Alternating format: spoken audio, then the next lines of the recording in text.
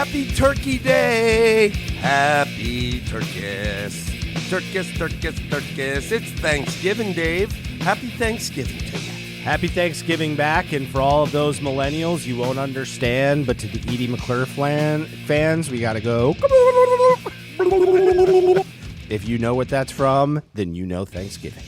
It is Gridiron 360. We're on the mics here this Thanksgiving Day to bring you a little college football Week 14 preview and a little chatter about Tuesday's night's most recent college football playoff committee rankings.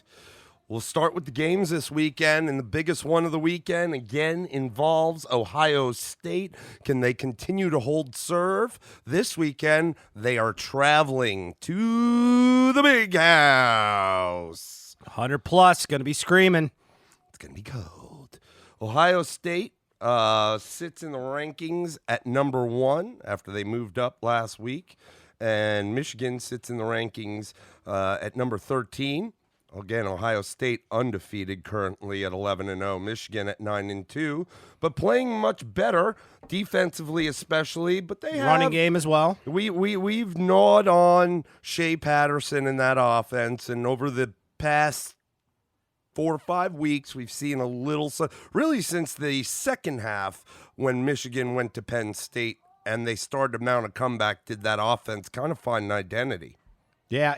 I mean, I got to say, we've dogged Michigan something fierce for the year, and, their inconsistency at quarterback, the inability of a guy like Shea Patterson to kind of get this thing going. He's in his second year in the system, and certainly was he a redshirt senior, I believe. So a lifer. Yeah, he's been around a while. You expected a lot more out of this team. Didn't look great in a lot of games in the first half of the year, but have really come on. And especially, and you got to give them some credit here defensively, because this is a team that lost a lot of players. They lost a lot of guys last year, and their defense has really created the surge. Their running game has certainly gotten better. Passing game is still suspect. I mean, there's just no way around it. I mean, as good as they've played, it's just not been there. The consistency hasn't been there. So, Ohio State's got their hands full, and I think it's not a game Ohio State will look past, but understand they just came off a pretty significant game with Penn State. And even though if you watch the first half of that game, they owned it. It was like Penn State wasn't even there. I mean, they were just running through them, dicing them. But then all of a sudden, this younger quarterback came in. He's a freshman. I'm not sure if he's a redshirt or not, but he came in and hit a spark. Wasn't particularly, didn't blow up the stats. But all of a sudden, I mean, they were down, probably inside the 20-yard line, close to the 20-yard line, ended up kicking a field goal instead of getting that touchdown to tie it up. So I don't want to say Ohio State got exposed because Penn State's a good team. Yeah. But definitely didn't see them laying the wood like they have all year to everybody else. So this is, and again, and let's not kid around with this simple fact.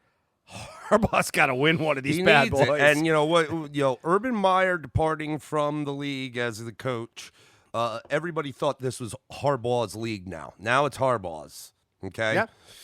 So this is a game where he can prove it. It's not his league, but this is a game where he can definitely make a little bit of hay and prove it. So let's talk about that, because for all intents and purposes, Ohio State looks good. Yes, they're the most complete team. He's playing that way. Yeah, their defense looks good. Chase Young's a madman. Justin Fields is playing well, running the ball, throwing the ball. Their running back J.K. Dobbins is having a great year. Their receivers, in particular Chris Olave, having a great year.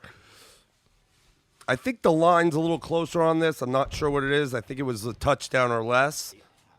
8.5. So let me ask you this, Dave. If Michigan has a chance to win this game, what's it going to take? What do you think it's going to take? Well, certainly it's going to take just you've got to slow down that run game. You got to slow down the run game. That's the most important thing. If you slow down that run game, I think you've got a legitimate shot. I think when Penn State started doing that, so really, the key is stop the run, all right? And stop the run for Ohio State we're really what we're looking at. You're not. I mean, when I say stop the run means keeping Ohio State. Where if you get these guys over 150 yards on the ground, you're going to be in trouble against them. Because chances are, if they go for 150, they're probably going for 200, maybe 250. So you've got to really slow that down. That's number one. Number two, you've got to get them down early. That's something they have not played with. I'm not talking about getting them down by 2-3 scores, but you've got to they haven't chased at all this year. To me, I think those are the critical factors of this entire game. Certainly, I think Michigan State, just talent-wise, got to win the turnover battle. Those would be Michigan. Michigan's got to win the turnover battle. So I would say those are your three biggest things. If they can hit that trifecta, then this can happen. I believe this is a real possibility, but I do believe that Ohio State's a more talented team, and if Ohio State does what they've been doing and gets on a roll, this could get out of hand. Yeah, I agree. I agree with all the points you said, especially on the turnover side. In my mind, I think Michigan needs to be able to establish a good run game on the offensive side of the ball. And from the defensive side of the ball, I think it's all first down. I think it's all on first down. If you can get them behind the chains on first down. You're talking about what Michigan needs to do to Ohio State. Right. Okay. If Michigan's defense can get Ohio State behind the chains on first down, putting them in a second and long, and then, making it not a big gain on that second down, even if they get a few yards, and then they're in third and long. Yeah, I mean, that all starts with first down. They need to establish dominance on first down and not let them pick up big chunks right away, putting them in easy short yard positions on second and third down, then opening their playbook. If they can run, if they can have second and 4 or shorter, that's a recipe for disaster for Michigan.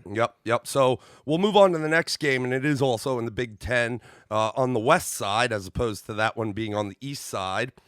Wisconsin, the Badgers, will be traveling to Minnesota. Game day will be there. This is for all the marbles in the West. Whoever wins this is going to represent the West in the Big Ten championship. I like what Wisconsin's done this year. Let me rephrase. I like what Jonathan Taylor has done this year, and the defense. Yeah, at times they've had some bad games. Defense, but really, Jonathan Taylor, the guy's had the past most of the year, but in particular, the past 3 games, I think he's gone over 200 yards. Incredible. However, I love Minnesota. I think last week was a great bounce back game for them. Yep. I think that it's supposed to be cold, maybe some snow. That would typically probably lend itself to the running game. But Minnesota can run the ball, and their quarterback can sling it no matter the weather. It was cold in the game they played against Penn State. This guy will throw the ball, and they can catch the ball. I don't think that's really going to be a detriment to their offense. Maybe to Wisconsin's, even though they've played in it. I just don't think that their quarterback, Jack Cohn, is as good as the quarterback over at Minnesota. What's that kid's name again? Tanner Morgan. Tanner Morgan. I mean, here's kind of the thing is I would say that Wisconsin, if it was going to get played outdoors, I don't even care if it's away, would be the better fit team to play in Ohio State in the title game, but I believe the title game is in Detroit, so it's indoors. I think it is. I think that's where they play. I think they play at Ford Field. So, to me, I like Minnesota. If the story this year I want to see Minnesota get in. Look, if they win out, including winning in the championship game, they're in. They're in. There's no absolutely. reason why they shouldn't be. And if they're not, then that's an absolute travesty. Yeah, the only thing I like more about Wisconsin is besides their matchup is it's tough to beat a team twice in 1 year. Yeah, but Wisconsin got smacked. So it wasn't like it was close, and that's what worries me because in that game they shut down Jonathan Taylor pretty good, and that's all they had. Cohn couldn't lift him to a win. Well, here's the simple fact about this. Like, we could say weather and whatever, and Minnesota's more of an – they can run, don't get me wrong, but they have an aerial attack that you already mentioned Wisconsin doesn't have. But the fact is, they both play in this weather. So this, to me, this weather is not it's a non-factor. It's a non-factor for both teams. Now, if it comes down to strictly running because the weather is bad, and understand all across the U.S. in this week, we've had some of the worst weather. So I don't know really where it'll be or what that temperature will be at this particular time. I don't really care. This is going to be a fun game. It's going to be a fun game to watch, and it's a win and you're in. That's really what it comes down to. That's what makes it. This is a playoff game before the playoffs. That's right. This is a 3:30 as opposed to the Ohio State Michigan at noon, so you won't miss either. You can go back to back with these games, and you're right. It's a win and you're in for whoever's comes out of this thing with the one extra point or more. Yep. So it should be a really good game, as should the one before it. We're moving into the SEC.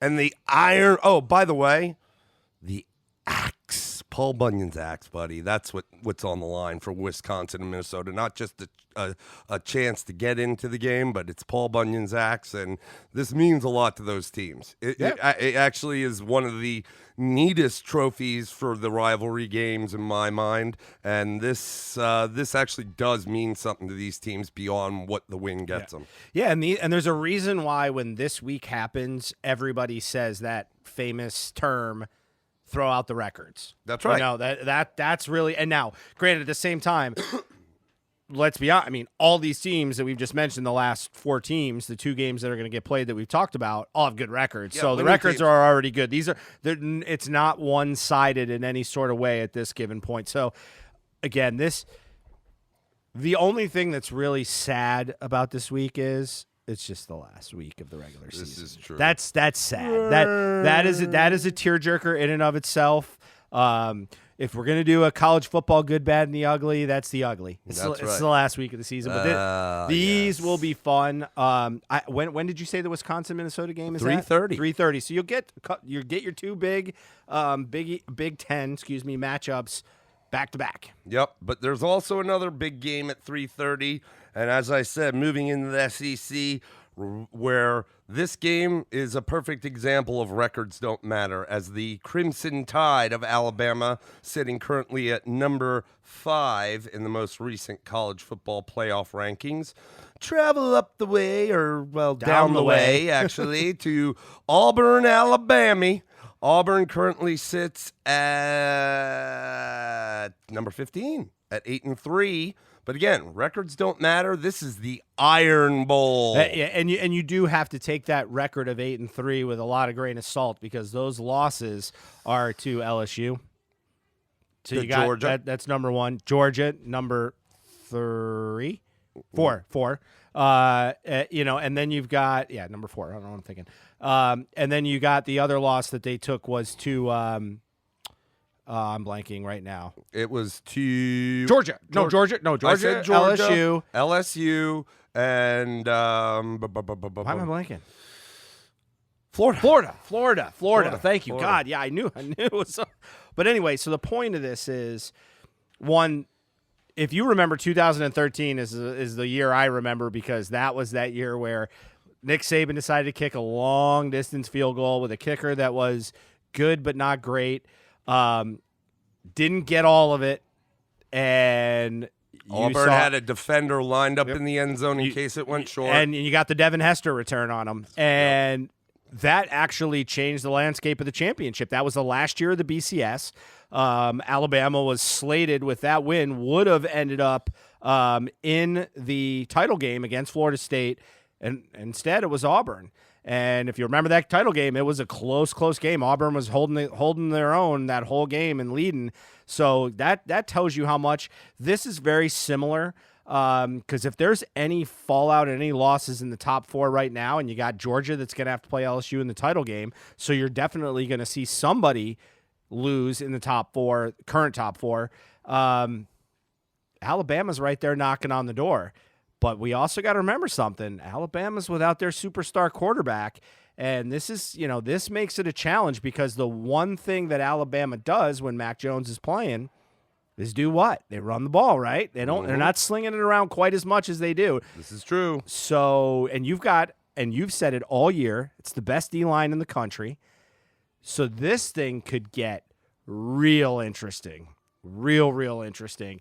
And that's going to throw, again, if you go back to the way the landscape goes and how we could end up with all these one-loss teams, with Alabama potentially could get knocked out of that, now you're going to have some real conversations about who's number 2, 3, and 4. Agreed. So it could get crazy. This could get real crazy. I got to be honest with you.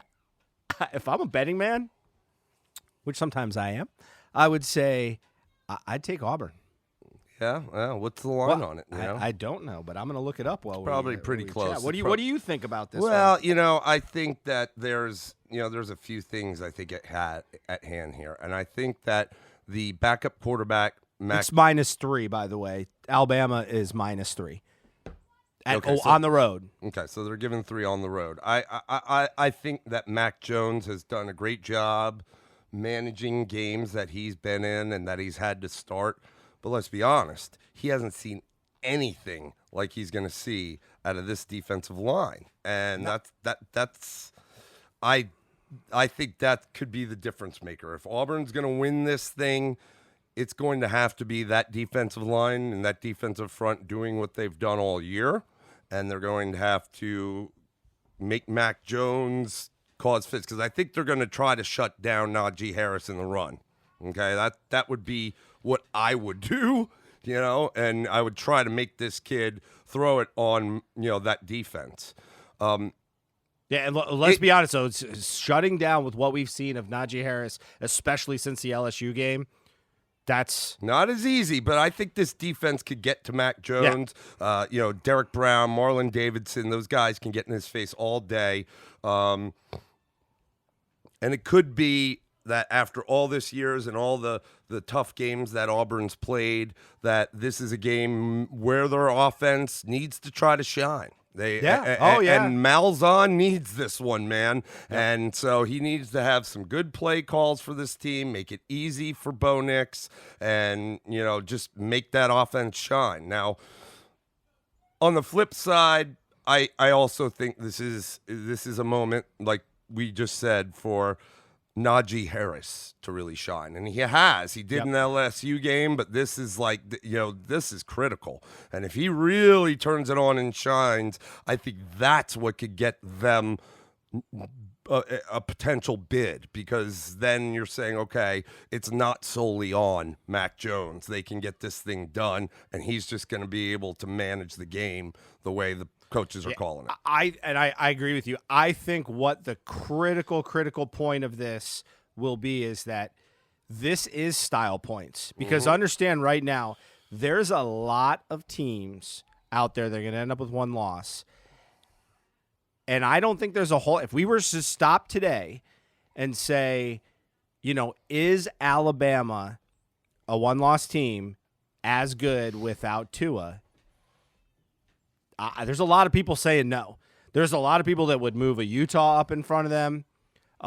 Say, for instance, Georgia beats LSU, and now they got 2 one-loss SEC teams. Yeah. That's probably critical. That's the kind of stuff that's going to knock them out. Well, so the look of this game is very important. Okay, so here's a couple scores. A few weeks back, LSU and Auburn met, and LSU won 23-20. And then 2 weeks ago, Georgia and Auburn met, and Georgia won 21-14. So based on common opponents for Alabama, that being Auburn, they need to show up and win, maybe double digits at least. It could be 10, but 10 or more, so that it looks better than the LSU beating Auburn score. It looks better than the Georgia beating Auburn score, and they can kind of flex their muscles and say, hey, listen, if you look at common opponent, we dominated that team, so we deserve to get a nod. Yeah, and I don't think this game is going to be a runaway. I'm not saying Alabama win it, because it just never really I don't think that it is often. Either. I don't know, but, look, Bo Nix, nice season. He's not his dad, Patrick Nix, at least not yet, so I'm just not sure. He's been kind of the chink in the armor for him. He's been good, he's been bad, but he hasn't been consistent. And, if he could just be consistent, I don't even think he needs to be great. But he be consistent and everybody else, steps up their game, they have a shot. In all their big games, he's shown up for one, and it's the one game that they want. Yeah, so against it's gonna lay on this kid's shoulders. Yep. So we're going to stay in the SEC and move into the next big game as the Aggies of Texas A&M traveled to the Bayou. Nighttime game in Death Valley. Not easy. LSU should be able to handle this team. I think since last week they did a little better job of their defense showing up. Not great, but that's been the bugaboo. I think they heard the noise. I do think Texas A&M can score on them, though, because I don't think that defense is that stout, but I just don't know that Texas A&M's defense can really slow down this LSU offense and Joe Burrow. They're on a roll. But do keep in mind, Texas A&M, all their losses this year, they're 7-4, have come to Clemson when they were number one, Alabama when they were number one. They lost to Auburn, and they lost to who else is in the top that they lost to? They lost to they lost to Georgia. Georgia, that's right. They lost to Georgia a couple weeks ago. So their record is against good teams. Their third team ranked in the number one slot here to end the year in LSU. Yep, Jimbo's a good coach, and I don't think they're going to lay down. Is there a shot they win this game? Sure, there's a shot. I don't think they will, but there's got to be something inside. I mean, this is it for them. They're going to get a bowl game, but this is the big one for them. There's got to be something inside you that says, listen, we've faced all these teams. We've done our job against the lesser opponents. We haven't against these good teams. We've not even really come close outside of the Georgia game. Right. So that was 1913 Georgia. So it's got to be something inside these A&M kids that say, let's just get this one and go out on a high note. Yeah, they don't have a big signature win, and this is their opportunity to do this. To me, unlike the Auburn, Alabama, this is more like do what you're supposed to do for LSU. But I agree with you. They're going to score some points, but at the same time, LSU's been scoring points. They need to keep – LSU is going to need to live off their offense all year because this is going to be a tall task because teams like Ohio State and teams like Clemson can bring something to them that LSU hasn't seen all year. I agree. So let's talk about my Clemson Tigers as we have our annual end-of-the-year rivalry with Cocky. And then we will be traveling to South Carolina. It's a noon kickoff. And look, records aside, we should be able to dominate this team. They have got a lot of the injury bug has hit them pretty good this year. But don't get it twisted. Muschamp gets angry, especially about this and about them being the quote-unquote little brother to Clemson in the state. And they are. I agree, but he's going to have these guys fired up, and it always makes me concerned, and I talked about it to you yesterday. What really concerns me the most is going there. Not that it's a tough place to play, but just the fans are not friendly. I'm more concerned about a dirty game. Yeah, I don't want because there's been some history. I don't want none of my guys need to get hurt or suspended. Yeah, no nonsense, man. And we'll have our heads on straight, ready to go. It's been a long time since we've seen some of the pregame or in-game or end-game brawls between Clemson and South Carolina on the field. This is a different group. Our coach has them under a different mindset. I don't see any of that nonsense happening. I know they're going to try to provoke us into it. At the end of the day, we just need to do our thing, man. I think the problem with this game, I think Clemson rolls in this game, but the problem when I say about that where it gets chippy and some of the risk you have is real simple. Clemson has everything in the world to play for, and South Carolina doesn't, and that is dangerous in some of these heavy-hitting rivalries. There's rivalries like this. There's rivalries like Florida State as an example. Like Florida State has nothing really to play for, where these kids, because remember, these kids all know each other. A lot of them do from playing against each other, especially the in-state kids. So that stuff kind of comes to play. Again, I go back to this is a stay injury-free, stay suspension-free. There's been some ugly situations in those games. Auburn, Alabama, very much the same thing. Alabama can't get sucked into that. These are the things that teams have to be careful of, and especially in the Southeast. I don't see as much of this with like the Ohio State, Michigan kids, that some of them know each other, but I definitely see it. I definitely see it in the Southeast because, again, you understand these kids are all coming from powerhouse teams that all play each other. Hell, some of these kids, even that didn't start play in the same state, have played against each other because these big high schools get these marquee matchups across state lines. So, again, something to be wary of. This Clemson's got all the horses to put this game away and put it away early.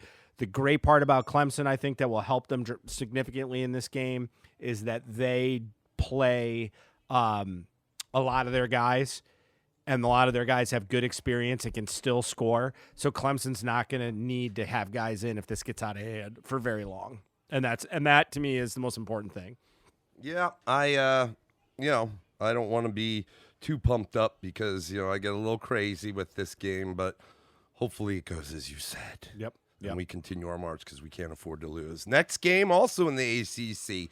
This is playoff football for everybody. This one as well. A win and you're in, yep. Yep, win and you're in. Virginia Tech, the Hokies, who jumped into the rankings this week at number 24.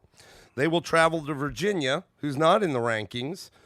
But the winner of this game, this in-state rivalry, will represent the Coastal in the ACC championship game against Clemson. What do you think, man? This lunch pail defense the past couple weeks has thrown shutouts for Bud Foster. He's going out on a high regardless of what happens here in my mind. I love it. Great guy. Virginia, on the other hand, Bryce Perkins, the quarterback, is the story. And, they've got some weapons, but I really, unfortunately for Virginia, I think the plan defensively is pretty simple. Stop Perkins because I don't think there's much else that they can offer. Put some pressure on him and, don't let him scamper around the yard. What do you think? Number one, I'm going to tip. I try to be careful not to put too much rooting interest into this, but I am going to cheer for Virginia Tech. And here's why. Okay. And I'm not anti-Virginia, but you mentioned Bud Foster. Okay. What was it, probably the mid-2000s when we brought Virginia Tech and Miami into the league, the idea was at the time, in fairness, was for those two teams to play Florida State in the championship. That was at that time. Well, Clemson has taken the mantle as the Florida State of that time. They are now the mantle of the ACC. So to see a team like that come in and play, this league is better when a Virginia Tech team is very strong. It's better when a Florida State team is strong. It's awesome that Clemson is as dominant as they are, but somebody's got to give them a little bit of run for their money. These are the steps, especially in the Coastal, that we need to see taken. We don't need the flash in the pan 1-year wonders. We got to get the Coastal away from the 3 to 4 loss champion of that division. But I want to see Bud Foster. I'm a guy that's seen history and seen some of the guys and what they've done. This is a guy that's gotten very, very little credit to the casual fan. Nobody really knows who he is.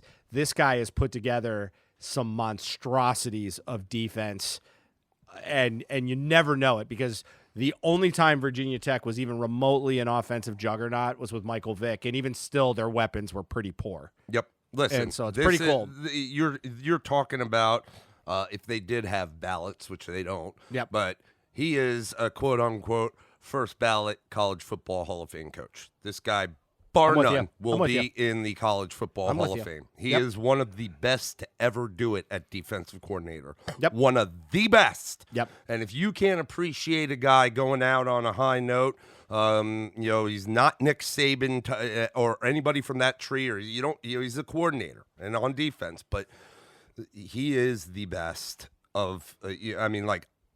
The best right now is Brent Venables. I put him right with Mickey Andrews and with Florida State. Just guys that did crazy things. This guy has continued to do it throughout his entire career, and if you can't tip your hat to that, then you just are not watching college football, I guess. So, it should be fun. I would like to play Virginia Tech rather than Virginia. I don't know the reason why, other than I think it'd be a good matchup.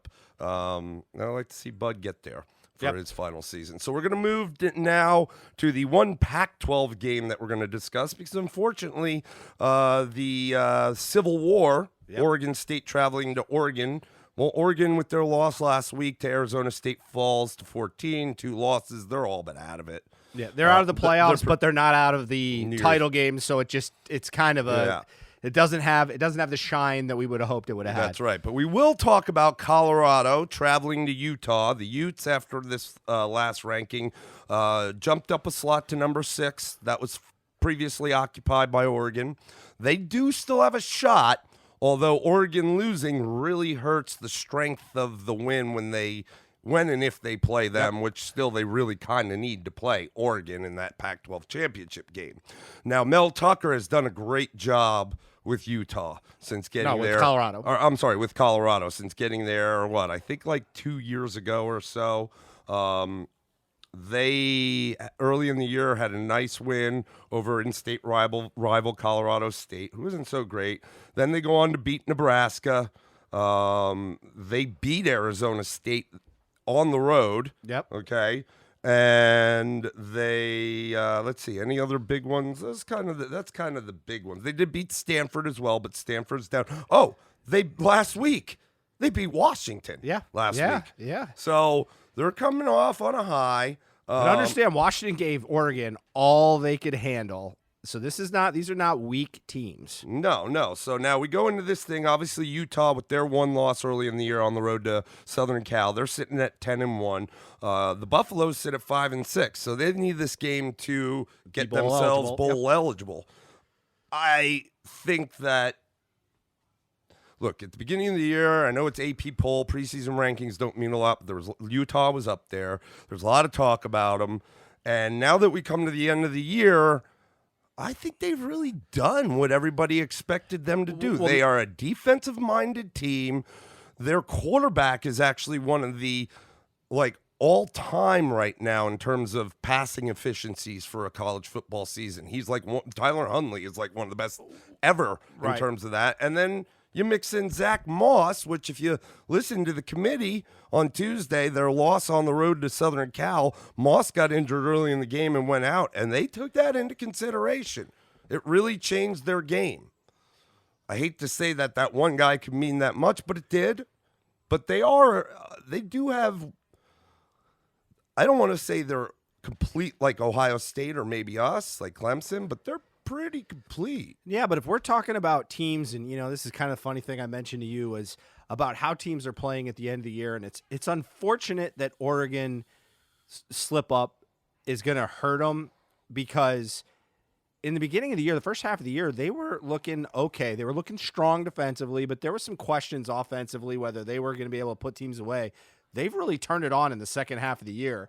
So again, much like how Clemson's been getting dogged by their schedule, they're going to get a little bit dogged by this schedule. But the fact is they're playing some complete football right now, and that is extremely important to take into consideration. We're talking about all this eye test. Well, if you're watching this Utah team, they're looking pretty strong right now, and I think they deserve a lot of consideration with a one-loss team, regardless of the fact that Oregon lost. I wouldn't disagree, but we still have to see how the rest of it shakes out. So we'll see. Now we're going to move into the Big 12, and really briefly, I want to touch on the Baylor Bears. They don't have a huge matchup as they go to Kansas to take on the Jayhawks, even though Les Miles has done some good things there. Baylor at 10-1 in the most recent rankings sits at number 9. They're in. It's going to be Oklahoma and Baylor the week after this for the Big 12 championship game, a little rematch, and for either of those teams to really try to flex their muscles and show up big to see if they can possibly backdoor their way into this thing. Yeah, they've got to put them away, and Kansas has had a couple of games where they've given some teams some hell this year. So it's even though their record doesn't indicate it, they're not a walkover. They got a coach that knows how to play in big games. He's probably going to be chewing on some grass at some point during the middle of the game, and Baylor's got to get it. Got to get it going. You know, they got to get it going. This is a style points game for sure. Well, both the next two games we talk about are. So let's jump right into the next one because I don't want to dwell on that. And that is Bedlam. Yep. As Oklahoma will travel to Oklahoma State this year to take on the Chuba Hubbards. Yep. The Cowboys. Yeah, and just this is the part you got to understand is Oklahoma's defense has severely regressed in the last half of the season. We thought we were seeing, some change that was going on with them and that they were getting a little bit stronger because, obviously the Big 12 has a knock already, but certainly the way that they've given up points. Oklahoma's kind of regressed a little bit offensively. It's become way too much of the hurt show. And he's made some really he's been fumbling great. and throwing but he's picks. been great. He has been, but to your point, but he's beatable. He needs to not take it all on his shoulders sometimes because when he does that, then he's making mistakes, turning the ball over. He's thrown some really bad interceptions at really critical times of the game. Well, I think the part that has really hurt this team is he has had to carry way too much of the running side of the game. And I think it's great that he can do it, but it does take away from his passing and his inability to really kind of focus in that area and use guys like CeeDee Lamb the way that he needs to because he's had to be that guy. So this game is huge. And let's just be honest, man, Oklahoma State, being that the strength of their team is the running game, how you beat a guy like Jalen Hurts is keep him off the field. And this is a team that can do that. I mean, you're talking about a guy that runs for 200 yards on pretty much every game. Yeah. So it's no joke. Well, listen, you know that they're going to be able to throw the ball. Oklahoma State can throw the ball. It's kind of their MO under Gundy. He always develops quarterbacks very well that can, stand in the pocket and sling the ball, not runners. Yep. But they've got, in my mind, one of the best running backs in the country. So control the game. Throw when you have to. Control the game and let Chuba do his thing. I think that defense of Oklahoma's is very susceptible all over the place, but especially where I thought they were better pressuring the quarterback and stopping the run early in the year. Yeah, not so much as of late. We saw what happened when Kansas State lined them up in old school I formation, just pounding them up the middle. Yep. I would do that all day with Hubbard. Yep. Oh yeah, and you're not talking about a guy that's going to get 8-9 yards. You're talking about a guy that can break them off. Here's the thing I will say. I still think Utah has a shot, even with Oregon's stumble. I will say this. If either Oklahoma or Baylor lose, I think that takes the Big 12 off the table. I would agree with that.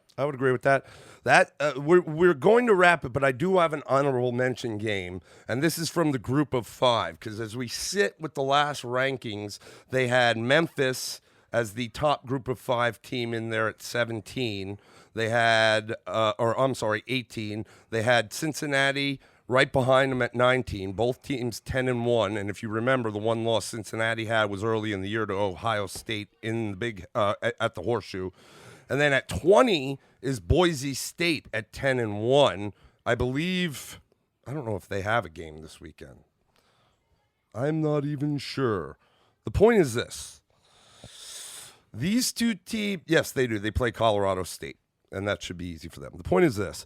These two teams, Cincinnati and Memphis, Boise State's chomping at the bit to get into New Year's Six Bowl as the group of 5 representative. Yep. So one of these teams is going to go down, and potentially if they look dominant against Colorado State, Boise State, which they can, and this is an ugly game, there might be the shot that they get re-ranked above them and get that, put themselves in position for a New Year's Six Bowl.